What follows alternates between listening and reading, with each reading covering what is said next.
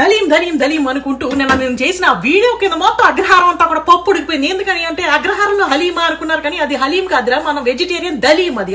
ఎందుకంటే మొత్తం అన్ని పప్పులు గోధుమ రవ్వ అన్ని వేసి మొత్తం కిష్కింద కాడ చేసి దాన్ని చాలా బాగా చేశాను నేను. దాని రెసిపీ ఏమిటి కావాలి అనుకుంటూ మీరు అందరూ కూడా కామెంట్స్ పెట్టారు కాబట్టి మీకోసం రెసిపీతో వచ్చేసాను. అది యాజిటీజ్ గా చేసుకుని తినేసి అది ఎలా ఉంది ఏమిటి అనేది నాకు కామెంట్ సెక్షన్ లో చెప్పండి. మీకోసం ఈ recipe all the very best. జై దలీం. అరకప్పు గోధుమ రవ్వ 2 చెంచాలు, మసూర్ దాల్ అంటే ఎర్రకంది పప్పు 2 చెంచాలు, శనగపప్పు 2 చెంచాలు, మినపప్పు 2 చెంచాలు, పెసరపప్పు 2 చెంచాలు, పొట్టు తీయని పెసరపప్పు 2 చెంచాలు, పెసలు, జీడిపప్పు, బాదం పప్పు, పిస్తా పప్పు, బ్రెజిలియన్ పప్పు, గన్నేరు పప్పు తప్పించి అన్ని పప్పులు వేసుకుని 7 కప్పులు నీళ్లు పోసి శుభ్రంగా ఉడికిచ్చేసుకుని ముద్దగా బ్లెండర్ లో వేసి బెండు తీసేసి పక్కన పెట్టుకోండి. ఆ తర్వాత మీల్ మేకర్ సోయా చంక్స్ ని ఉప్పు నీళ్ళలో ఉడకబెట్టి షెడ్ చేసి పక్కన పెట్టుకుని, ఇక్కడ రికార్డ్ చేయడం మర్చిపోయాను నేను. కాకపోతే ఫస్ట్ అల్లం వెల్లుల్లి పేస్ట్ వేయించేసాను, ఎందుకంటే నా దగ్గర ఆల్రెడీ ఫ్రైడ్ ఆనియన్స్ ఉన్నాయి కాబట్టి. అవి మీ దగ్గర లేకపోతే ఆనియన్స్ కట్ చేసుకుని వేయించుకున్నాక అల్లం వెల్లుల్లి పేస్ట్ వేయండి, పచ్చిమిరపకాయలు వేయండి, పక్కన పెట్టుకున్న షెడ్డెడ్ సోయా చంక్స్ కూడా వేసి కొద్దిగా నా దగ్గర క్యారెట్ తురుముంటే అది కూడా పడేసాను. ఆ తర్వాత పసుపు, మా టూత్ పేస్ట్ లో ఉప్పు లేదు కాబట్టి మామూలు ఉప్పు వేసేసుకున్నాం. కారం, ధనియాల పొడి, జీలకర్ర పొడి, మిరియాల పొడి, ఆ పొడి ఈ పొడి, పళ్ళ పొడి తప్పించి అన్ని పొడులు వేసేసుకోండి. తర్వాత దాన్ని బాగా మరిగించి మనం నుజ్జు చేసి పెట్టుకున్న